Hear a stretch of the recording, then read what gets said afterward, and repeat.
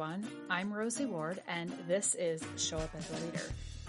So for today's episode, we're doing something a little different. I feel like the last several weeks and months, I've been bombarded with all kinds of questions, and I thought, rather than answering these individually, why not have a collective conversation?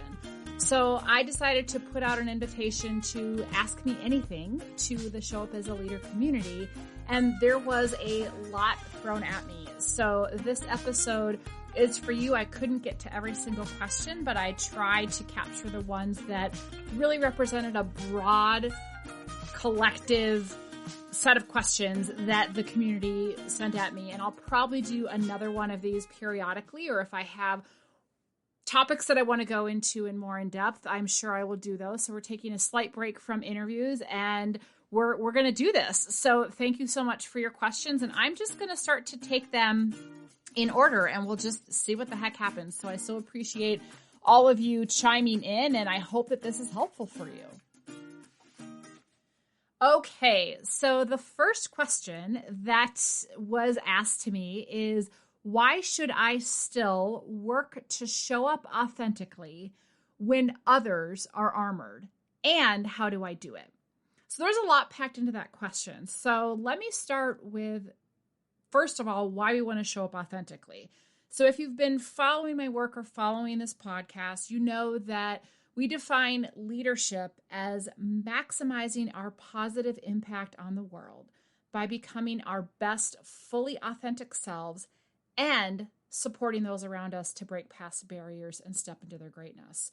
So in other words, we define leadership as a behavior, not a title or a role. And every single one of us has an opportunity to show up as a leader in our life, whether that's in our family, in our community, in our neighborhoods, in our workplace. The list goes on and on. So I want to unpack this showing up authentically. So in many of these episodes, I ask my guests questions of their self-limiting story and really what does it mean to show up authentically.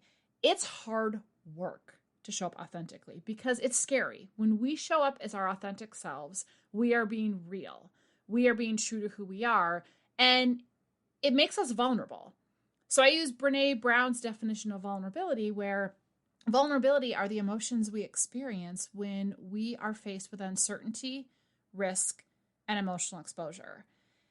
And she uses the analogy of the arena, which an arena moment are those moments or opportunities or experiences in our lives where we show up and we're willing to risk being vulnerable and we can't control the outcome. So I might share my idea. I might ask for help. I might speak up where I don't know if someone's going to judge me. I don't know if I'm going to upset them, but it's being true to what's in my heart and true to who I am. And I think most of us know how exhausting it is when we wear a mask, when we put on armor to protect ourselves and pretend we have it all together because we think if we do that, we can not be subject to judgment and we cannot be subject to ridicule, but it doesn't work. And so living authentically is freeing. Living authentically is what it means to come alive, but it can be scary at times. And so we talk about living authentically and showing up authentically and showing up as a courageous leader means that we can't control other people's responses and outcomes, but we can control who we're being. And we don't show up into the arena naked. We take two things with us. First and foremost, we take our core values, which is why I'm such an advocate for we have to do the work to identify our core values and operationalize those into clear behavioral anchors so we know when we're in alignment with those values and when we're not. That anchors us. It acts as a lighthouse. It's the calm in the midst of that storm. So we take our values with us into the arena and we replace that armor with grounded confidence, meaning we move from judgment and we lean into curiosity. We lean into listening more, to pause more, those types of things. And we look at the bigger picture in the bigger context. And so we might choose to show up authentically, yet our coworker or our neighbor or our spouse or our friend or our kids are armored. And I think that first of all, we lead by example. So when we show ourselves authentically, usually the natural response to others is empathy and connection. And I will say that it gives other people permission to do the same. And if we're going to double down and say, well, I'm going to armor up because so and so is armoring up, well, then it's just, first of all, we're not operating from the highest level of our brain. We're downshifted into kind of the cave woman, caveman part of our brain and the amygdala hijack. And we don't get anywhere. Nothing productive comes from that spot. Think about a 2-year-old having a tantrum or something like that. And so if we, in spite of what's going on around us, we can say, you know what, I'm still going to show up authentically. One, we can look in the mirror and sleep well at night because we're being true to who we are.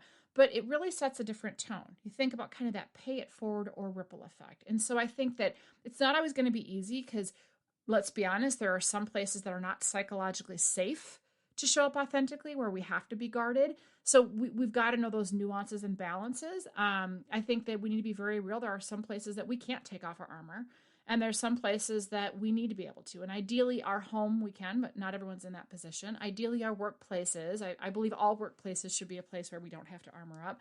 But we need to understand that context and that it may not be psychologically safe. That being said, I think if you tiptoe in the waters, and it might just be as simple as, hey, I'm going to share an idea, or hey, I'm going to speak up in a meeting, or hey, I'm going to ask for help, or I'm going to admit I don't know the answer. So we can just test the waters of where are those boundaries where we can be more authentic so that we're not completely shut down. And so that's a long-winded answer to say that we can't wait for our circumstances to be perfect before we decide to show up as an authentic, courageous leader. Sometimes we have to be the ones to take the first step. And I think in a neighborhood, in a community, especially in a workplace, we need somebody to go first. So take all the context into consideration, but I think we still need to do the work and not wait for somebody else braver or more qualified. Why can't we be the ones to set the tone? Okay, next question. How can I make a difference within my organization when I don't have the title or the authority? So my answer to this piggybacks on the first question because, again, we have to take into context. If we are in a toxic work environment, if we're in a place that is not psychologically safe, it doesn't mean we still can influence, but we have to be mindful of the boundaries and where we can and cannot go. So what I would say is that you can start with just your one single coworker. Think about this. If you choose to show up authentically, if you choose to be real and ask for help or offer help or lean into curiosity rather than judgment or really truly listen presently. Side plug, listen to a previous episode of a conversation I had with Wendy Lynch on listening. But there are so many ways that we can show up that makes a positive difference for somebody else. And when we do that, we influence how their day goes. We influence their ability to take the next step. Who we're being has a profound impact on others. You know those people that, you're just around them and like they just light up the room and the energy and you want to be around them because they inspire you, they energize you, they encourage you, they fulfill you. And then there are those people that are just the energy sucks. I often joke they're the people who brighten the room when they leave, right? I mean, we all know those people and it's awful and exhausting to be around them. So why can't you be one of those people that lifts others up, that energizes, that inspires, that encourages? And yes, we're going to have bad days. It's not about not having a bad day, but that's how we can make a difference. If you see an opportunity for an improvement, why can't you speak up and share your idea? Or if you don't understand why something is done a certain way, sometimes just simply raising the question can be hugely influential because someone might say, I have no idea why we've been doing it that way. Thank you for raising that question. Maybe we should take a look at that. There's so much holding back because we either make assumptions that somebody else is taking care of it or we think that our voice doesn't matter. But we've got to cut that narrative out and we've got to just say, you know what? I can speak up. I can be curious. I can listen. I can focus on how can I make a positive impact today with those people either physically around me if you're going into a workplace or around me in a virtual environment. Am I taking a moment to reach out to someone I work with just to check in on them as a human being or to say, hey, I care about you or how's it going or whatever it might be? Are we doing that enough? So there's just lots of little small steps that we can take that can start to have that influence. And then I think it can grow from there. It's kind of like a ripple effect. And if you start to become known as somebody who asks good questions, who leans in, who isn't afraid to back down from difficult conversations, who is open and curious, that'll go a long, long way. So I think we have to get this idea out of our head that a title gives us anything, that a job description gives us anything, because we all know people who have those and they are not leaders in any way, shape, or form. So we have to stop limiting ourselves with this mindset of, well, I'm just a this person or I'm just a that person, and start looking at what can I do today in this moment, in this meeting, in this interaction to have the best impact possible. Okay, next question is getting more to the organizational level. So the challenges of the pandemic this past year have invited or required organizations to reimagine work. How can we create a high performance and accountable culture while offering more flexibility? So this is a big question. There's a lot packed into that. And I would say, again, there's not a one size fits all. I will say that I love that with all of the suckiness and challenges and ickiness of this past year, everything from, yes, the pandemic to the racial reckoning and social justice crisis that's bubbled up and everything in between, I love that organizations are looking at this more intently, at least thoughtful organizations, not everyone, right? And so I would think that thoughtful organizations that are really wanting to reimagine work, because I think that is the opportunity here. Maybe organizations that thought, oh, we never could have a remote work policy or never work from home. Well, they were forced to with the pandemic. And really rethinking everything from our physical environment to how we treat people to the workloads we have. And so I think that it can't be done in a bubble. So we always quote Margaret Wheatley that people only support what they've helped to create.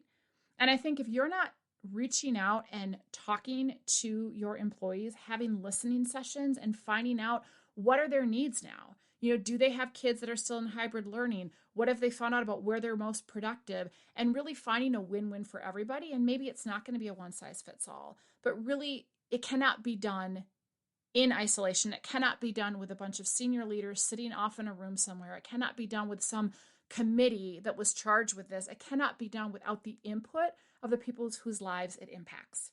And so I think that you need to, whether it's listening sessions and focus groups, surveys are okay if that's the best way to do it, but really listening to the voices of people. The reason I say surveys are okay, it's a nice start, but sometimes we've come up with survey questions that are missing a huge source of feedback that we can only get by actually talking to people and by listening to people, more importantly, not necessarily talking to them, but talking with them and listening. So I think you need to kind of find out, what do they need? I think that it is kind of doubling down on and getting really, really clear about your organization's purpose or why, and your organization's core values. Have you taken those core values that were on a wall or on a website and operationalized them for your employees so that they know what behaviors are in alignment, what behaviors are out of alignment, right? And they have a very clear filter of how to show up. Are your formal people leaders good at setting clear expectations with people, right? Not doing it to them. I will tell you, one of the things that I see break down more often than not in numerous leadership coaching conversations that I've had over the past year plus is a failure to set clear expectations. That my idea as a people leader or manager's expectation of what a good job looks like is different than what you is. I have a different sense of urgency of how quickly you should respond to emails or how quickly you should get something done than you do. And there's frustration because I haven't checked that out with you. I haven't had that conversation with you to say, this is the understanding that I'm operating under. How about you? Right? This is what I was thinking. How about you? And can we make sure we're on the same page? So literally a really simple way to do that is, instead of at the end of a conversation saying, does that make sense? Mm-hmm. Or are we on the same page? Mm-hmm. Any kind of yes or no question is literally check for understanding and say, I want to make sure we're on the same page. I want to make sure that I communicated clearly. I want to make sure I didn't lose something in translation. So can you humor me and repeat back to me what your understanding is of next steps? And then as the other person is repeating that to you, you can find out if something got missed. By the way, you can use this in parenting. You can use this with a coworker, right? Anytime you have two people, you're trying to be on the same page about expectations. how we go about setting those expectations, mutuality, a lot of times, maybe not with parenting, but with at the workplace, certainly, and how you check for understanding is really, really critical, because those pieces get missed, and then there's a whole host of unnecessary frustration. I say that because if we're going to have a high performance and accountable culture while having that flexibility, so one, we got to understand what people need, because that's really where the flexibility comes in. Are you able to ebb and flow and flex and adapt based on what's going to work best to enable people to be the best version of themselves, right? And bring their best self into the work environment, whether it's physical or virtual, and have something left to give for their family, and recognizing the competing commitments they might have. So you've got to have their feedback. And then you've got to really look at accountability. It's a shared accountability. So it starts with expectations. It starts with clarity of your purpose, clarity of your operationalized core values. And then that's what you anchor to make decisions on. And so if it's not this shared environment, that's where I think things go astray. And a lot of organizations, I feel, when they're struggling in this area and they're trying to reimagine work, they're not including all the stakeholders. They're not including the stakeholders whose voices matter, and they're trying to figure it out for another person rather than let's collectively figure it out with each other. So there's my long-winded answer for that one. Hopefully it's helpful. Okay, next question is, I think I'm going to have to give a little bit of a definition based on this question, so I will after I read the question to you. When I'm looking at the world in a new paradigm way, but I'm working with leaders and clients who look at the world in an old paradigm way, how do we talk about important issues, specifically this idea of work flexibility and working from home? So obviously this kind of piggybacks on the previous question about reimagining work and flexibility, but I want to talk about this idea of paradigms. So any of you who have been following our work know that in our first book, How to Build a Thriving Culture at Work, which came out in 2015, we talk about old paradigm versus new paradigm. And we do this in our 11-week training course, Thriving Workplace Culture Certificate, which I think this came from one of our TWCC graduates. But for those of you who aren't familiar with that language, really briefly, old paradigm, we really literally go back 400 years to the predominant worldview. So a paradigm is that lens or that worldview that shapes how we show up, right? It's the filter that we have. We all have them about various things. And if you go back 400 years ago, the predominant worldview was really that Earth and everything on it was like a giant machine, a giant clock. It was very mechanistic. And so when you look at this mechanistic worldview, if you think about like what is a machine, what is a clock, you can break things down to their component parts. You fix the machine. You understand it by breaking stuff up, analyzing it, etc. So you start to look at the sciences of the time. You start to even look at the model of health at the time. This is where the biomedical health model came in. It's very much all about reductionist, control the machine. You start to see very hyper masculine traits of control, power, patriarchy coming into play. And so when you think about anything related to change, it's all about this: how can we control? How can we get people to do things, right? It's all about control and power. And what we do is we talk about a whole bunch of new sciences, which I'm not going to get into here. When you look at everything from quantum physics to chaos theory to tons and tons of research, largely led by DC and Ryan when it comes to motivation, what we understand about new theories of change, all those types of things start to inform a different worldview. And what we start to realize is that the world is not a giant machine, that the world is really holistic and it's relationship oriented, and everything is interrelated with everything else. And so we start to look at the complexity of the universe, if you will, and recognize that, you know, it's not just about physical health and biomedical risk factors. It's mind, body, spirit. It's mind, body, spirit in an organization. When we start to look at the relationship between people and the relationship between things, it's really about understanding that if we're going to approach change from that paradigm that's more aligned with newer sciences, that we need to include people in the process. And instead of trying to control them, we really try to include them, and we look at how can we foster better thinking and how can we really nurture autonomy, mastery, and purpose. So that's what I mean by new paradigm lens. So to give you that context, so if you have someone who's really operating from this new paradigm lens of recognizing the complexities and the interconnectedness of things and people and really nurturing autonomy, mastery, and purpose, and you have somebody who's really in that, no, we just need to control people. They need to just do what they're told. We'll just break it down. Let's oversimplify. It can be challenging to have those conversations. And so I will say a shameless plug, and I think I can put this in the show notes. We actually have a white paper about how to start to have these paradigm shifting conversations and kind of get into conversation starters and things to help you.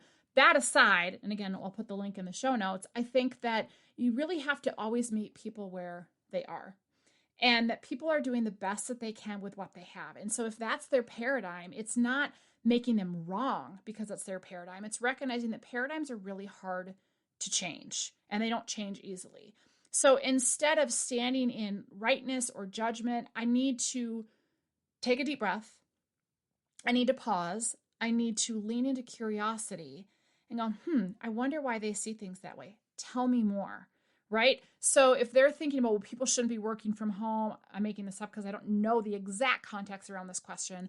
But you know what? If we're like, nope, as soon as people can, they need to be back in because it's the only way we know they're working, I would say, that's interesting. Tell me more. How have you managed productivity, performance, expectations over the last 12 plus months during the pandemic when people were forced to be home? What was different? What did you learn worked well?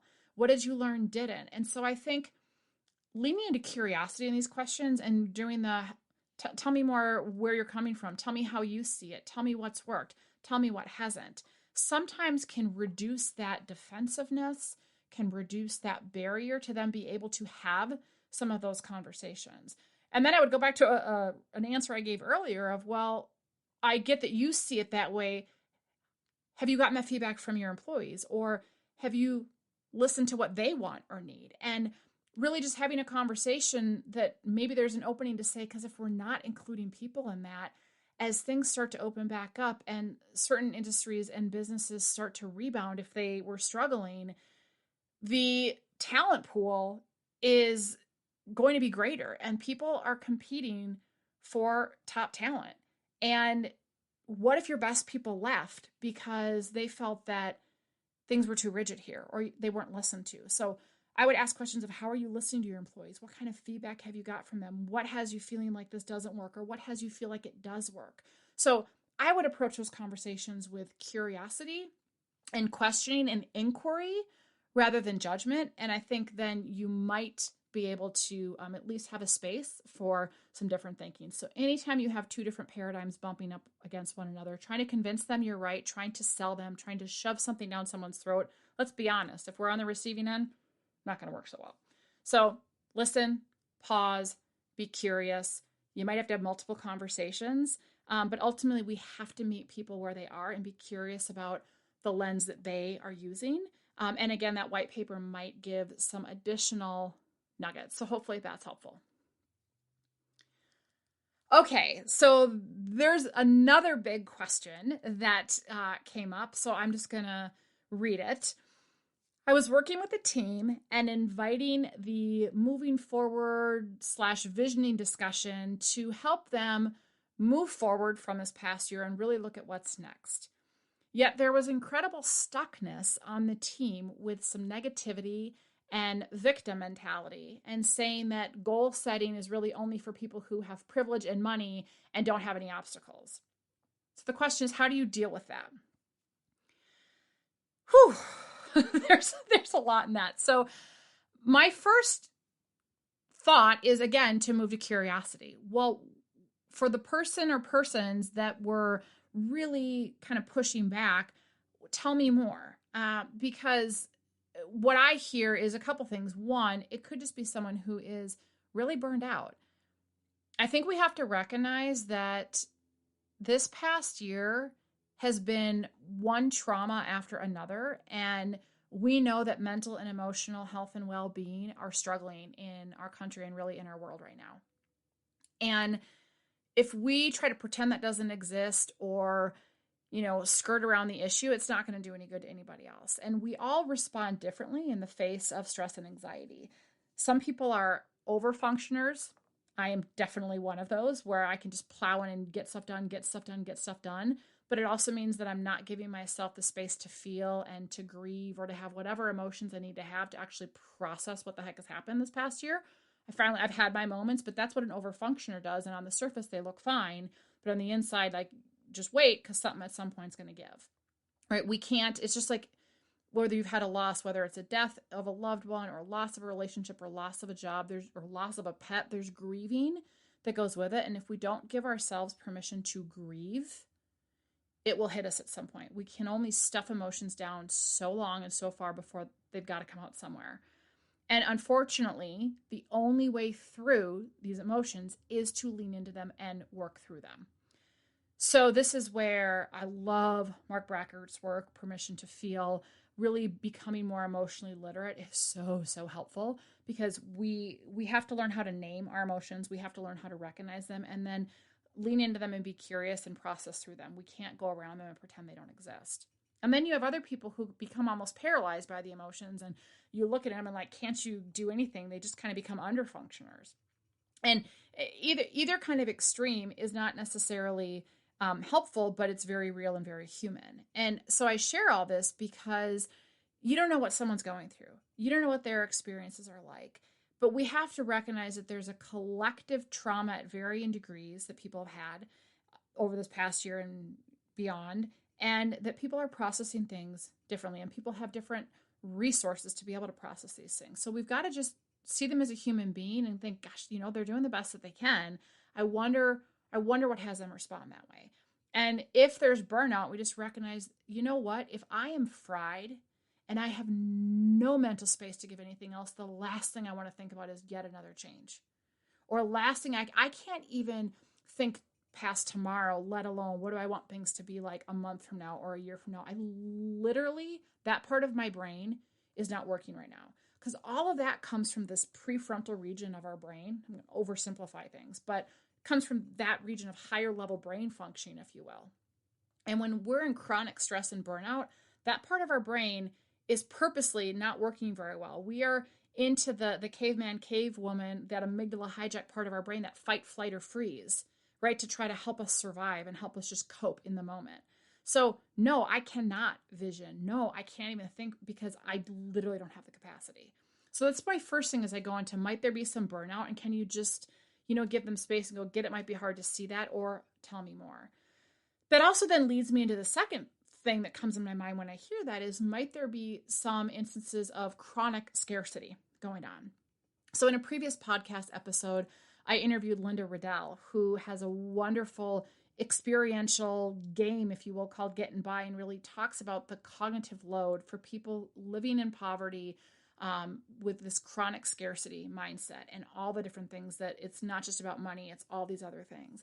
And so when someone's making a comment about only privileged people, have money and can make goals and whatnot and don't have any obstacles, it makes me think that maybe this might be someone who is living in poverty, even though they're at a workplace, right? We don't know what their financial circumstances are. And maybe that cognitive load is too much for them. So that's another thought that comes to mind. And I would say Linda's has some great tips for how we can actually be more helpful to people who are experiencing that chronic scarcity and that chronic cognitive load. The other thing that comes to mind is when someone says that they're, it's only for people who don't have obstacles. I remember when the person was asking me this question, I laughed and I said, well, that's an interesting story, because I don't know anybody that doesn't have obstacles, even people who are successful or setting goals. Like, obstacles are a real part of life. It's how we view them and how we incorporate them and how we find a path through them or around them. So again, there's probably some mindset stuff. It could just be frustration. It could just be apathy. But the other thing that comes to mind, and I'll put this in the show notes as well, if you're not familiar with Stephen Cartman's drama triangle, we use this a lot in our work. Basically, if you imagine a triangle, there's kind of three roles. There's the hero, there's the victim, and there's the villain. And when I hear some of this stuff, really what comes to me is someone's playing the role of the victim. When I'm in the role of the victim, I view myself as being at the effect of the pandemic, at the effect of the organization. Like, I have no control. I have no say. And so what happens is I end up feeling really disempowered, and I kind of deflect responsibility. Usually there's a declaration of pain and suffering, which sounds like maybe this person or these people were communicating. And really just, this is why I can't have what I want, right? Like, I don't have privilege. I don't have money. I have too many obstacles. And so it's waiting for someone else to fix the problem. So when you hear someone in victim role, they're going to say things like it's too hard, or I don't have a choice, or it's just the way it is, or I can't, or it's not fair, or there's not enough, or they did this to me, or I don't know how, or there's no point. And so when we think about that, one of the things that I always try when people are in that victim role is to say, I hear you. I get it's frustrating. If this goal or this project or this whatever was going to work, give me 3 examples of how you think it could work, or give me 3 examples of it working. So you're trying to help shift their mindset to give me an idea of what would make this be a yes for you, or what would make this energizing for you, or where you could see getting behind this. So you're trying to just kind of help create a space of, again, what's their feedback? What's their thoughts? Can you bring them into it? Even if it's more short-term, recognizing the chronic scarcity perhaps, or the burnout or whatever. So there's a lot with that, but I would just say, again, you got to meet the people where they are, listen, be curious about what their experiences are. And if it's burnout for real, how can we maybe help? Hey, get it. It's okay. Maybe they just need a break. Maybe they need some self-care. Maybe they need some space. Maybe it's not the right time to vision. If they're really exhibiting that victim type of thinking and victim type of behaviors, then again, what are some ways this could be a yes? How else could you see this working? What if this obstacle wasn't there? Humor me. If you had a magic wand and that obstacle wasn't there, what would you see as possible? So you're really trying to help kind of create a space where that limited thinking can create an opening for maybe something new to emerge. So hopefully that's helpful. The next question that I got was, we know this past year has taken a great toll on us mentally and emotionally. Organizations seem to be primarily addressing this by focusing on the self-care aspect and personal responsibility, by offering resources people can do to help themselves. But we know that's only part of the equation. What can be done at the team level, where managers set the tone, and then the next level up with top leaders and organizational policies? Okay, this is a great one because we always talk about the inextricable interconnectedness of organizational and individual well-being. And so what I have seen, and I get it, but a lot of organizations over, the past year have looked at all kinds of emotional and mental health resources. And so we're going to put in an extra employee assistance program, or we're going to give you access to additional counselors, or we're going to bring in, this new program. And that's all fine and dandy. I'm not saying that's not great stuff, but that gets to what this person is asking of. This goes back to the person of here, you use this and fix yourself. And we're not taking in the context of what's going on in the broader world, the broader organization, etc. And so I think offering that stuff without looking at some of the other layers is not going to be that helpful. And it could even be resented depending on the culture and the climate of the organization. So I would say, and this is very simple and very tactical, but like at the team level, this is where your formal people leaders set the tone. So yes, everybody can show up as a leader. And if someone actually has managerial or leadership responsibilities, there's an additional responsibility that they have. We know that psychological safety and culture ultimately reside at that local team level. We all know what it's like to have a crappy ass boss. I mean, look at the movie Horrible Bosses 2. Think about The Office, the spoof on it. It sucks when you have a bad boss. And it means a lot of times we shut down. There's not a psychologically safe space where people feel like they can say they're struggling, where they can ask for help, or they stop giving their ideas because they feel like there's no point, because there's going to be retaliation, or they're not going to be heard, and so they just shut down. So one, I think that anyone with formal people leadership responsibility needs to be regularly, authentically, genuinely checking in with their people as human beings, whether you're leading a remote team or an in-person team. I see people leaders get really stuck on the to-dos and the tasks and meetings, and they forget about checking in with their people. I've been guilty of this myself. But checking in with them of, how are you doing this week? What's going on? And taking a genuine interest in them and understanding what their experiences are like, what they need, what's on their plate, where they're feeling energized this week, where they might be struggling. Because without that, it's going to be really hard to have anything else. And so if then you're creating that relationship with your people, you set the tone. So if I'm a people leader and I am sending emails at 1 a.m, or I am sending emails at 4 a.m, or I'm sending them on weekend or responding, even if I say no need to respond till Monday, I am setting a unspoken expectation that you need to be working as hard as I am, or you need to be working hours that are insane as I am. So, you can delay an email and send it later. You can have a thought. If that's how you work, fine. You draft an email, but then you don't need to send it until a normal hour of the day. The other thing is really looking at meetings. So we hear a lot about Zoom fatigue, especially those that are working virtually. And so I know people who have created really this process of having buffer time in between their meetings. So going back in every standing meeting on their calendar, if it's an hour long, they're shortening it to 50 minutes or even 45 minutes to allow that buffer time. And you know what? You can end up what would have taken an hour. Most people can then end up getting done in that 45 or 50 minutes. They're taking 30-minute check-in meetings and shortening them to 20 or 25 minutes. Really trying to say everyone needs that space to kind of close down one frame of thought and be ready to be present for the next meeting, to have a bio break, to check an email, those types of things. And most people are scheduling back to back to back to back to back to back. They're working longer hours than they did when they went into an office, and they're fried. So I think if a manager or leader does that and actually tells their people, whether you manage your own calendar, you work with an admin, and you communicate, hey, I'm doing this. And I know several leaders who've been doing this, and you cancel the meeting, set a new recurring meeting, and really try to set the tone of, this is how I'm going to manage my schedule, and I'm going to encourage you all to do the same. And then managing your time well throughout the meetings. Others do no meeting Mondays or no meeting Fridays, picking a day where, as much as possible, we don't schedule meetings or even try to accept meetings those days, and those become your work days. Because if your work week is just jam-packed with meetings, when do you get stuff done? So those are some little tangible tips that can happen at that local team level to help with creating psychological safety, to help find out what's going on, to help say, yes, I'm going to support you in finding that work-life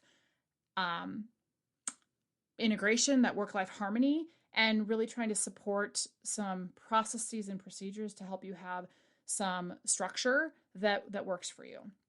And then I would say on the organizational level, this gets into a conversation I have regularly with clients, is what are your guiding principles of leadership? What I've been finding is all the requests that we get for leadership development, I ask this question, and how do you determine who becomes a people leader in your organization, or who you develop if you're looking at what do you call them, high potential or next generational leaders? Like, how do you determine who those people are? And the current leaders you have, how do you determine where they develop and where they don't? And guiding principles of leadership really are just that. They become these guideposts of, here's what we believe from a leadership perspective. And then all of our leadership practices or competencies, all of our developmental offerings anchor to that. So as an example, as an organization, if you have a guiding principle that nobody, regardless of seniority or role or title, is above development, well, then nobody should be in a manager or supervisor level who thinks, oh, I don't need a coach, or that's a waste of time, or I don't need to go to this program because I'm good. The most effective leaders regularly, consistently continue to work on their own growth and development. It's a journey. There's not an end line. Another guiding principle that I regularly suggest that they include are, I am open to both receiving and giving clear feedback. A lot of times we're not that great at giving feedback. Well, guess what? There's developmental work we can do to teach people to be better at giving and receiving feedback, but that needs to perhaps be a guiding principle. So the list goes on, like trust people, have good intent. That might feed into some of the workplace flexibility stuff. So if someone has a mindset that unless I see them working or can control them, then they're not doing a good job, well, there's a problem there. So anyway, I think that on the organizational level, work needs to be done to make sure whatever they are for your organization, that there are clear guiding principles, that those guiding principles anchor everything else. And then that feeds into then how leaders show up at the team level. I would say if you are a people leader listening to this, you don't need to wait for those, however, to start to do the work, to be intentional about how you show up for your team. Because remember, culture and psychological safety are ultimately built team by team, and you have the biggest difference for that. Okay. Next one is specific to those who work in the space of well-being. This is a lot of our community that goes through our TWCC. We also have leaders and HR professionals and benefits professionals, but we have a large group of our well-being peeps. So this is for you. As well-being professionals, we have to move beyond the traditional focus on physical health and programs. How can we focus on what matters most right now and be more strategic to address what people need? Okay, this is a big one. And I would say, as a well-being professional, this is your opportunity to lead and influence positive change and really show up as a leader. I've said this so many times, but so often we limit ourselves by our role. Well, they're not going to listen to me, or I don't have influence at the C-suite, or I don't have influence with this level of person in my client if I'm a consultant. And one, we already know that physical health and well-being is nothing compared to all the other things going on. We know that the social determinants of health, so where we live geographically and our genetics and our financial status and socioeconomic status and all these other things play a huge role in our well-being. The health of the organization plays a huge role with our well-being. The quality of the formal people leadership in the organization plays a huge role in my well-being.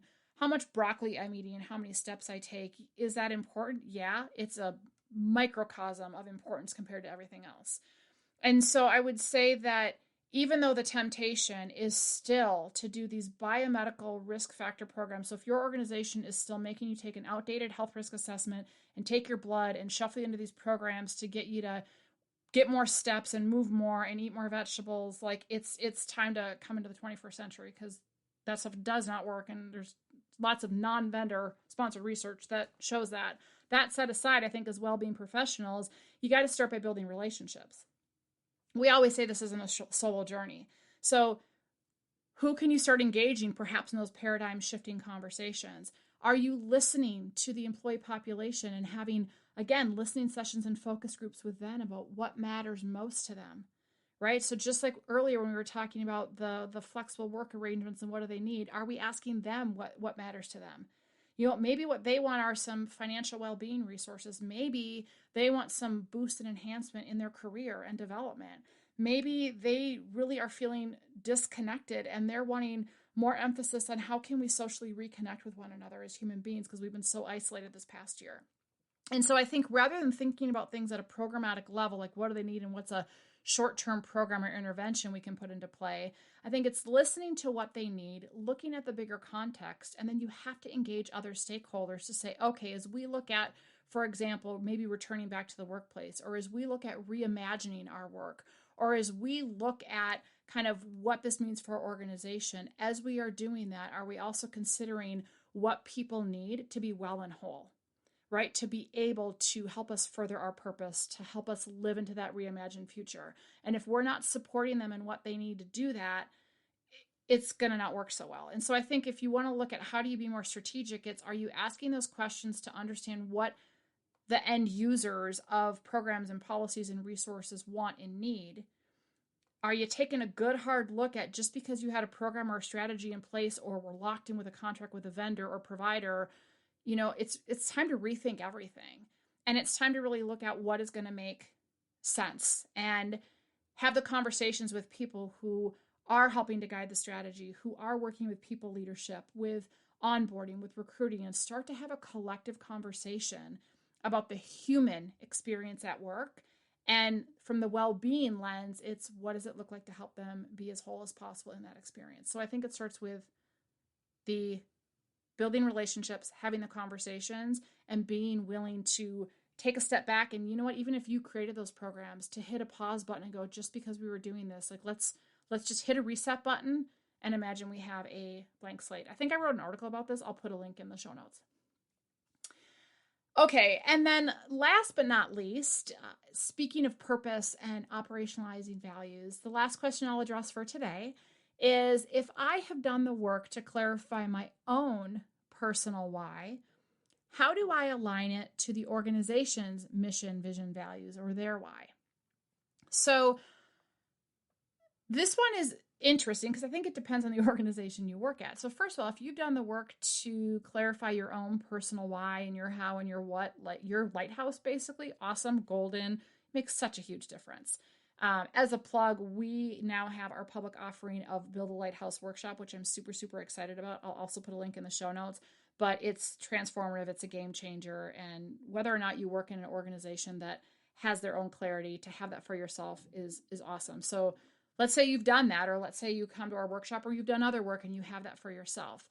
Well, if your organization actually really has clarified its purpose and its values, I think you look at, where do you see what lights you up, what fulfills you, what allows you to show up as your authentic self, and where does that intersect with what the organization is trying to achieve? Because if there's not that alignment to some degree, if you feel like a square peg in a round hole, it's going to be really challenging. Doesn't mean it can't be done, but the more mismatch that is, I think the more you're going to struggle. And so you might be looking at, where's an organization where I feel like I can bring my gifts and I can bring my magnificence and I can really nurture it and make the difference I want to make the impact I want to make.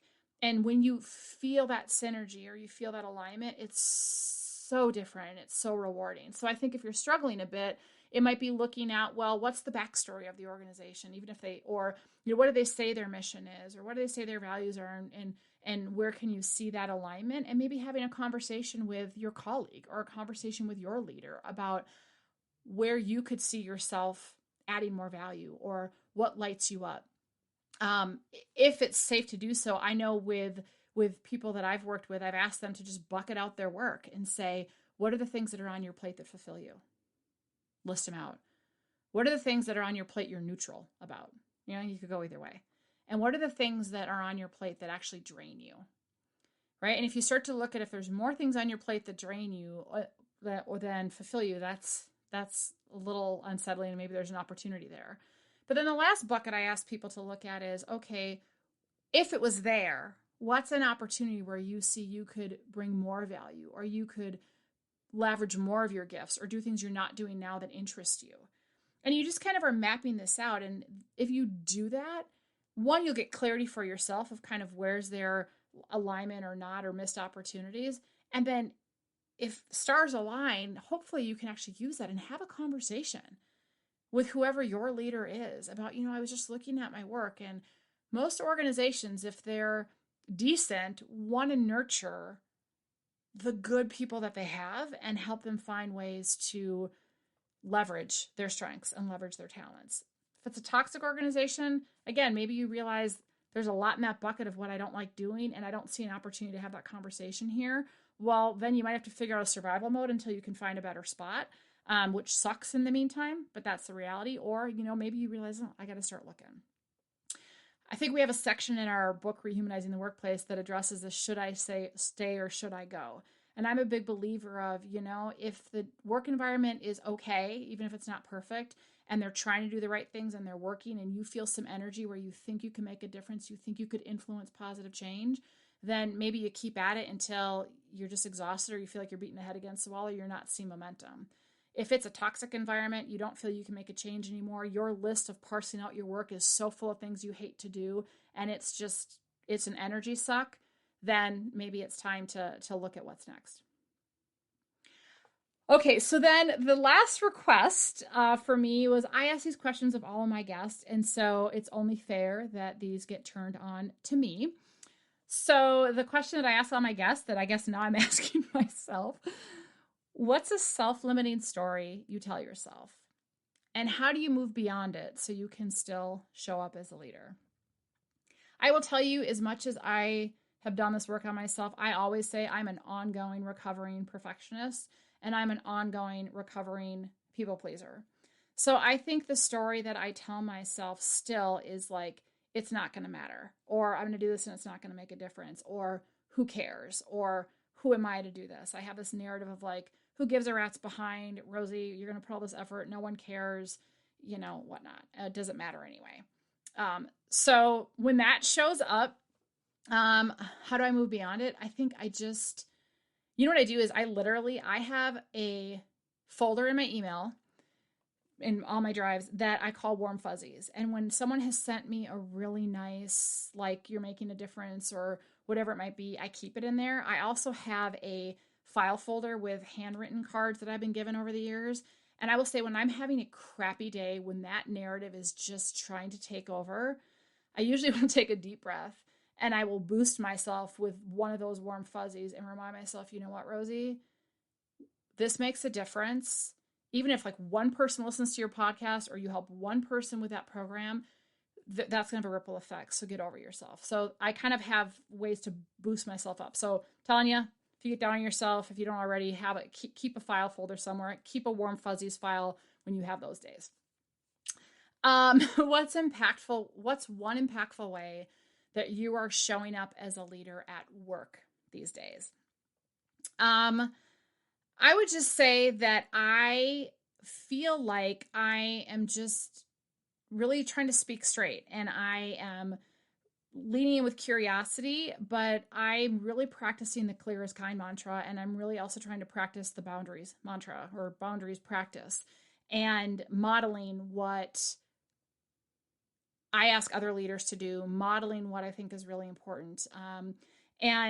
And I will say in doing that, I feel like I'm also coming up with a lot of new ways that we can service our clients, our communities. So I feel really good about trying to show up as a more boundaried version of myself and trying to be really clear with feedback, clear with expectations, and leaning into the hard conversations that aren't fun to have, but necessary. What's one impactful way you are showing up as a leader in your personal life these days? I'm also trying to do the same on the home front. And I think, I'm raising a 10-year-old and he's going through that preteen stuff. And there are some days my husband and I are just like, oh my God, like it's so rough. And my mom reminded me, like, all of you children, I swear those were the hardest years. And maybe you'll disagree if you have teenagers. I don't know, but there are good days and there are bad days. And so I think I am just trying to be mindful of all the lessons my son has taught me and be present when I'm with him and listen to him when I'm with him. And I really anchor myself in Brene Brown's Wholehearted Parenting Manifesto. And I'm just really trying to not screw him up as much as I can and trying to be, I'm not going to be perfect. I screw up, but I'm trying to own it when I screw up. And I'm just really trying to focus on these are really important years and trying to be a kick-ass mom if I can. Okay, so this is the quick question section that I end all podcasts for my guests. So here we go. And honestly, I haven't given these thought because I just asked them to everyone else. So we're going to see what comes out today. Fill in the blank. Living authentically is, I'm going to say hard, necessary, and rewarding. When the world is presenting an opening, but you don't feel like showing up as a leader, what do? I feel like I go in the corner in the fetal position and suck my thumb. No. I will tell you that when I don't feel like it, I actually give myself permission and say, you know what? I can just like go veg out with watching the video or a little word game on my phone or scroll Facebook. I try not to get sucked too much, but I recognize sometimes I might just need a break and it's okay if I don't feel like showing up. And then I try to give myself grace. When's the last time you were courageous and how did you show up? I would say actually earlier today, I had to have a radical candor conversation with someone and give feedback that wasn't easy to give. But I think it's going to strengthen the working relationship. And I feel like every time I have to have one of those, I still don't like them. And so I feel very courageous when I do that. And I am proud of myself when I do that. What's something people would be surprised to know about you? I feel like I'm such an open book I don't know that anyone would really be surprised to know anything about me anymore. I think the one thing, except people who grew up with me, is that I feel like I've been injured a lot and whatnot, but I was actually a really good I did point ballet. I did other dancing. I was a competitive dancer growing up, but I was actually very graceful and I was really good on toe shoes. And I love that. So that you might be surprised to know that about me. Okay, the 4 C's. So if money, reality was no object, what car would you want to have? What country would you want to visit? What cuisine would you want to eat? And what celebrity would you want to eat that cuisine with, living or dead? Car, I don't know. I used to say Tesla, but now I don't know. Like if there's some really kind of cool looking hybrid, like Mercedes SUV with a good sound system, something like that, probably. I'm not a huge car person, but that would be kind of fun. Country, there's many that I would want to visit. I want to go to Australia, New Zealand. I also want to go to Greece. I also want to go to like Tahiti, where there's those little huts over the water. So I don't know. That's several of them. What cuisine? Anything Mediterranean. Seriously, give me Kalamata olives and some feta cheese and some olive oil, and oh, I'm a happy camper. Celebrity. So this depends. If I wanted to laugh my ass off, I would either do Kate McKinnon or Will Ferrell. I think they would be an absolute hoot. If I wanted interesting conversation and inspiration, I think I would do Oprah or Ruth Bader Ginsburg. And of course, if I want eye candy, it's going to be my boyfriend, John Bon Jovi. So there we go. My favorite go-to movie. I have a lot of these, but it's got to be Breakfast Club. I can recite that whole movie, every single line. And yeah, it's just, I love it. Love it, love it. Breakfast Club, hands down. Oh, your go-to song. There are so many of those. It could be a Bon Jovi one. It could be a Pink one. I'm actually gonna say Sir Mix-a-Lot, Baby Got Back. So there we go. Because why not? Your signature dance move. I would say like the chest pump, where you're like, I don't know, or shaking your booty or something like that. In another life, your job or career would be, I was laughing about this, I think, when I interviewed Kristen Hadid, because I used to always want to be a singer. I walked around like talking into my thumb for years, but I cannot sing like a note. So if I had the gift of singing, 100% I would love to do that. But I don't. So I'm not gonna terrorize you with my singing. But I don't know. Once upon a time, I thought maybe I'd be a psychologist. And then I shifted careers, which is kind of like it. So I don't know. I'll just say if a magic wand and I could sing, there you go, I would be a singer. What's something you can't live without? I cannot live without my music.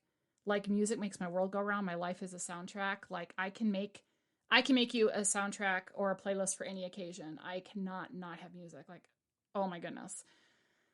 Something in your ordinary daily life that makes your heart happy. My morning greeting and kisses from my puppies, Daisy and Finnegan, makes my heart so happy. They're so happy to see you. And Peyton's laugh, my son's laugh, for sure. And what are you grateful for right now? I am grateful that we've all been vaccinated, that we didn't have COVID, that my loved ones are safe. I'm grateful that we've got a wonderful supportive community of people. It takes a village to navigate this world and your kids. And I'm just really grateful that things are starting to emerge and starting to feel a little normal. So there's a lot of gratitude I have right now, for sure. So there you have it. That's the first edition of Ask Me Anything. We'll probably do this again, and now you know a little more about me. Our next episode, we're back to interviews, so hope you got some wonderful nuggets, and please don't forget to subscribe and share. Thank you so much for listening to Show Up as a Leader. If you haven't yet subscribed, you can find us on Apple Podcasts, Spotify, or anywhere else you get your podcasts. I'm Rosie Ward, and you can find me online at drrosieward.com, where you'll be able to sign up for my newsletter, check out the books I'm reading, and hear from the people I'm talking to. You can also get more information on what I'm up to professionally, including my coaching and speaking services. You can also find me on LinkedIn at rward, Facebook and Instagram at Dr. Rosie Ward, or email me at rosie@drrosieward.com. And I just want to remind you to remember that you have the choice every day to show up as a leader. So choose courage over comfort, embrace your humanity, and never, ever dull your sparkle. Take care, everyone.